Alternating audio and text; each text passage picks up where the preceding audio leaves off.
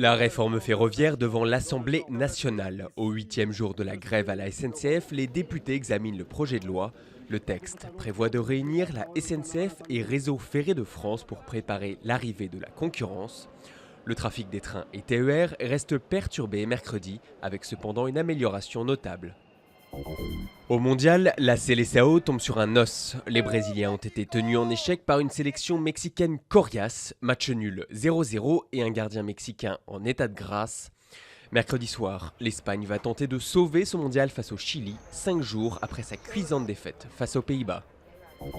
André Bamberski condamné à 1 an de prison avec sursis pour l'enlèvement de Dieter Krambach. Il avait kidnappé le médecin allemand en 2009 pour l'amener en France afin qu'il soit jugé. Dieter Krambach était soupçonné du meurtre de sa fille Kalinka Bamberski.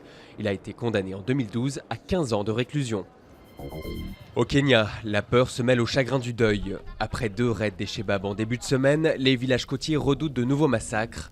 Dimanche soir, 49 hommes d'une localité avaient été abattus par les islamistes. C'est l'attaque la plus meurtrière dans le pays depuis celle du Westgate.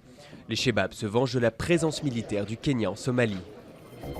Ce petit timbre-là vaut 9,5 millions de dollars. Le One Cent Magenta a pulvérisé tous les records de la philatélie lors de sa vente aux enchères. Exemplaire unique, il a été émis en Guyane britannique au milieu du 19e siècle. Le précédent record pour un timbre était de 2,2 millions de dollars.